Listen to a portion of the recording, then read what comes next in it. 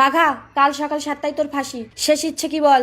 আমার শেষ ইচ্ছে আমি আপনার সাথে একটা রাত থাকতে চাই। অসম্ভব, আমি একজন আইনের রক্ষক। অন্য কি ইচ্ছা আছে বল? আমার আর কোনো ইচ্ছা নেই। আপনাদের সংবিধানে যদি ইচ্ছা পূরণ না করে কারোর মৃত্যুদণ্ড দেওয়া যায় তাহলে আমার ফাঁসি দিয়ে দিন।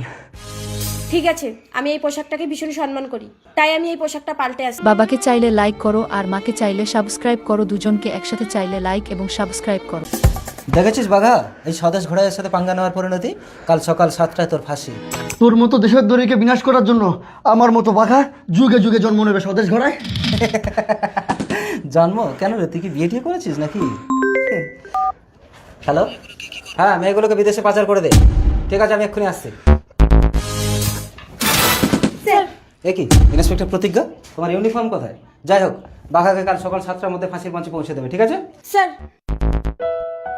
কিন্তু মনে রাখিস বাঘা, এই খবর যেন কেউ না জানে।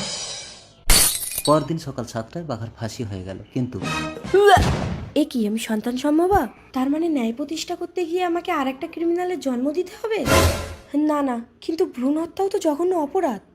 কনগ্রাচুলেশন ইন্সপেক্টর প্রতিজ্ঞা, তুমি বাঘার মতো একটা জঘন্য অপরাধীকে ফাঁসি দিয়ে যে বীরত্বের পরিচয় দিয়েছো তার জন্য তোমাকে আমি প্রমোশন লেটার দিতে এলাম। আমি আর এই চাকরিটা করব না স্যার।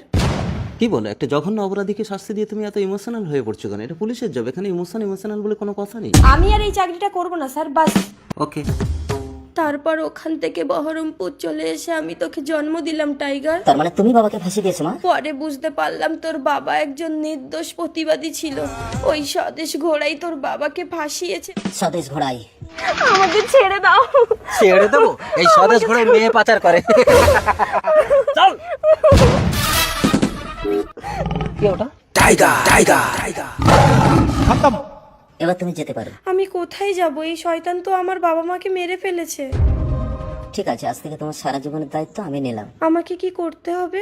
তোমাকে আমার বাবা বীর বাঘাকে আর একবার জন্ম দিতে হবে। আমার মতো বাঘা যুগে যুগে জন্ম নেবে স্বদেশ ঘোড়ায়।